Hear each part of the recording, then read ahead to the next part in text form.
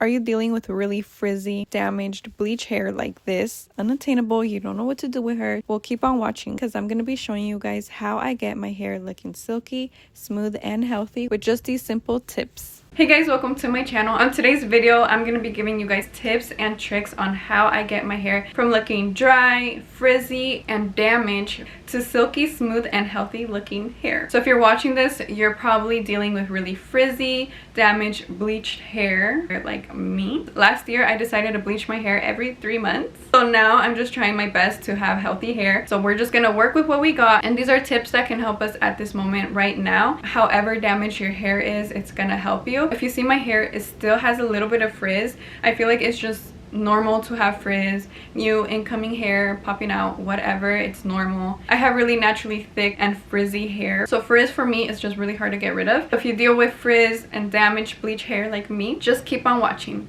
So of course I had to make a list.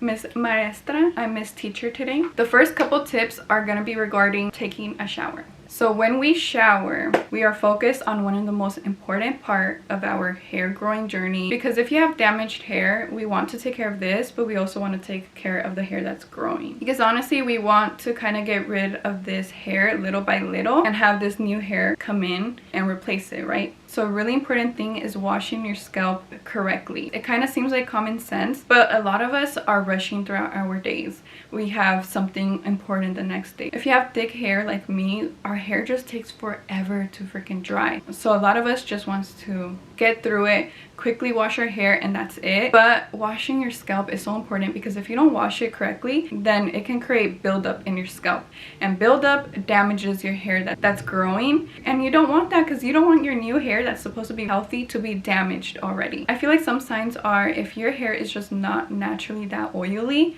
and your hair is already oily by the second day, you didn't wash your hair right. This happened to me the other day because I was going to a spooky night get together and I wanted to wash my hair on Friday because it's ruled by Venus, and Venus is the planet of beauty and all that. So I love doing beauty things on Fridays. I was like, no, I need to wash my hair. I don't care if I just do a quick like wash. I don't want dirty hair.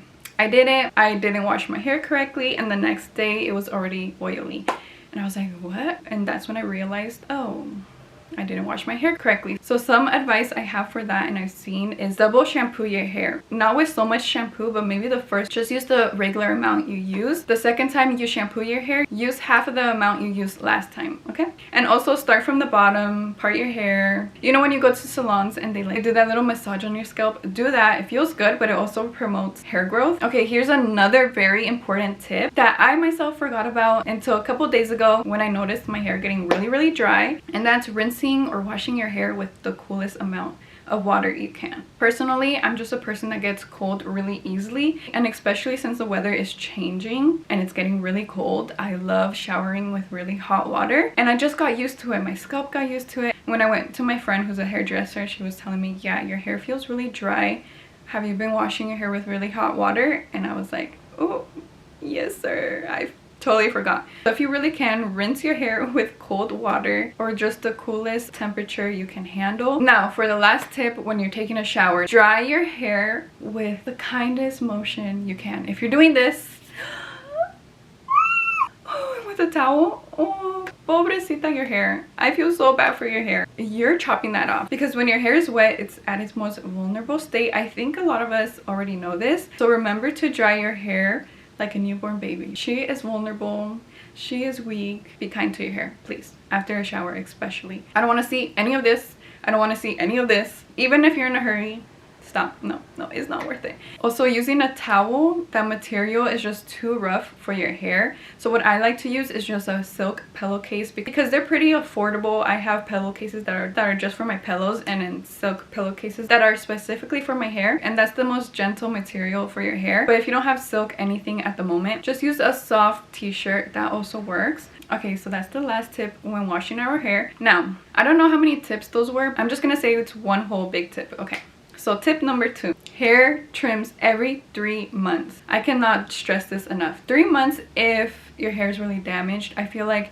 5 months is also okay if you don't really have damaged hair. But I was one of those people that was really skeptical about this tip. I was kind of like, it's just capitalism. They want your money. They want you to spend your money every 3 months. That's crazy.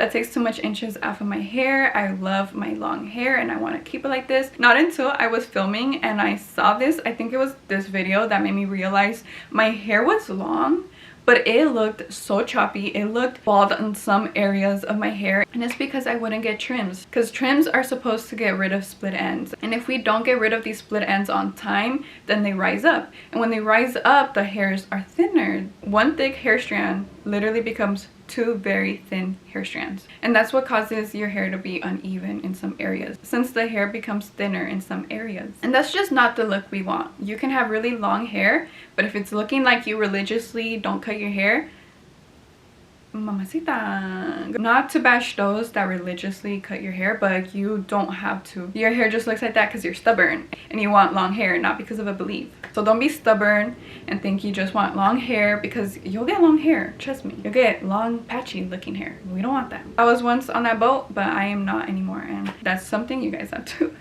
you had to learn on your own. It's probably a canon moment, but I hope this changed your mind if you haven't had your mind made up yet. Okay, now for tip number 3, know your hair type. For about 21 years, I did not know my own hair type. So I did not know why it was so frizzy. And I feel like that kind of makes you feel helpless because you don't know what to do with your hair. If you don't know your hair type, you don't really know what's going on with your hair. After 21 years, my friend became a professional hairstylist. And I feel like some questions we are scared to ask because we feel like they make us look a little unknowledgeable, stupid. But because I had confianza, I asked her, why is my hair so frizzy? And it's nothing your hairstylist would tell you, because I feel like they would just assume you already know. But I asked her, why is my hair just always so naturally frizzy? Because if I don't style my hair, it's so frizzy, oh my god. And she let me know it's my hair type. I have really coarse hair, meaning my individual hair strands are really thick, which is why it easily gets really dry and leads to frizz, because frizzy hair is kind of like more unmoisturized hair. And from there on, I had more of an idea how to take care of my hair, to add more product, because since it's really thick, it absorbs way more product than any other hair type. Also, if you have wavy hair or curly hair, you probably need more moisture as well, so it's really helpful knowing your hair type. Moving on to tip number 4. Now that we know our hair type, invest in the correct hair products for your hair. So now that we know our hair types, we know what hair products work better for us. Some hair products are more heavier than others, so if you have thicker hair like me, you use the more thicker products. But also, if your hair isn't so curly, maybe you don't need such a deep conditioner. As of right now, I only have 2 really good products that I really want to recommend. These are the products that I would go to the store and repurchase them the moment I run out of them. So for the basics, we need a good shampoo that goes with our hair type, a good conditioner that goes with our hair type as well. If you switch from a professional shampoo from a store-bought one, then your hair at first is gonna be basically purging itself. It's gonna become either too dry or too greasy, and that's just your hair purging these cheaper products that you've been putting in your hair. It's really nice to invest in your hair because these are kind of just one-time purchases, and these hair products last us a long time. But it's shampoo, conditioner for your hair type, a good oil to add the necessary moisture in your hair, leave-in conditioner to lock these moistures into your hair, and heat protector. Heat protector. This is gonna change your life. The moment I run out of heat protector and I don't go to the store and buy one automatically, immediately I start seeing my hair get damaged. It's just so important. Anytime you're gonna put any sorts of heat in your hair, which is blow drying counts. For some reason, I used to not use heat protector when I would blow dry my hair, but that's so bad. Don't do that. But those are basically just the hair products you need to start with. Before I get to the last tip, I want to show you guys the product that I will literally go to the store the second I run out of it. It's my holy grail. Is this heat protector. It's the Eva NYC. It also reduces frizz, which I love. Now this next product is worth every penny. It's a little more on the pricier side, but it's so worth it. So worth it. I've had it for 6 months now and it's literally halfway full. Let me do that again. The Color Wow Dream Coat. There's different types for different types of hair. The first times I used it, it didn't really work on me, but it was because I did not drench my hair in it. You literally have to drench your hair in it. At first, you feel like it's a waste of product, but you only have to do this after every 3 to 4 hair washes. So it's not that bad. So it really helps your hair not get frizzy and humidity when you go outside. Before, for me, anytime I freshly straighten my hair and I go outside, I'll have bumps, I'll have lumps, and it's just so annoying. No matter how much I straightened my hair, the first day always became so frizzy until I started using this. So this is honestly my holy grail. I will I love it forever. And the moment I start realizing my hair gets really frizzy or kind of frizzy in humidity, that's when I'm like, oh, time for another coat. And it's lasted me so long. So honestly, if you have money to spend, or if you want one product that really helps with your frizz, literally go and get this right now. Go and get it. Okay, now for the last tip, know your hair's history. I feel like this could be a reason why a lot of people have to get chemical haircuts, which are haircuts that you have to cut your hair really, really short depending on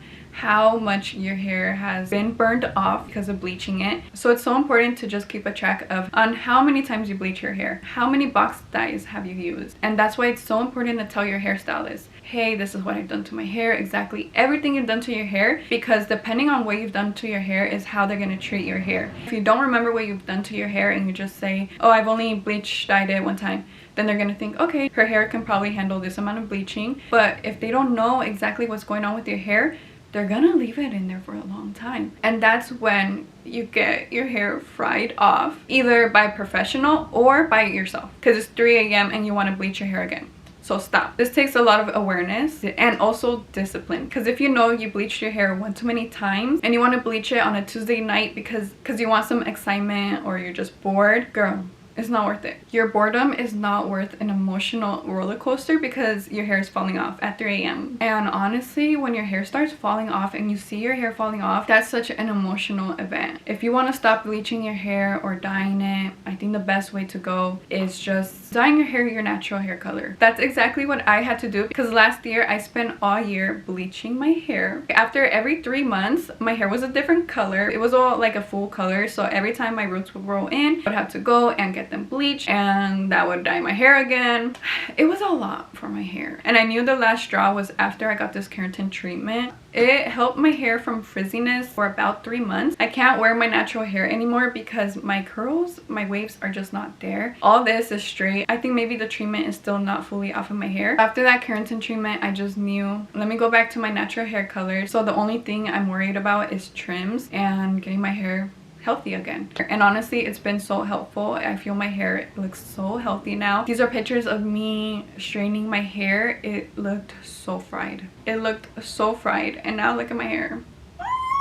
So honestly, healthy hair is beautiful hair. End of the story. If you guys learned something from today, is treat your hair with love and kindness, and it will love you back as well. I think our hair is super, super important. I know when I got my hair chopped off, cuando me trasquiló mi mamá, when she gave me the worst haircut ever, like, when I tell you this woman, I was like, what were you doing? Like, what was the goal? She gave me short hair like this, and in the back was long. I did tell her to cut off my split ends, and that's what she did. I guess my whole hair was just split ends. But when she did that, I was not emotionally ready for that. I do feel like our hair is a form of protection. You love it, it'll love you back, it'll protect you. Because the minute I started hating my hair was the minute I was just like depressed, I was down, I didn't like looking at myself in the mirror, I didn't feel like myself. So as soon as I started appreciating my hair, it started growing longer. So take that as you wish. Anyways, that's pretty much it for this video. Thank you guys so much for watching. I hope you guys apply these tips, because you can know all the knowledge in the world,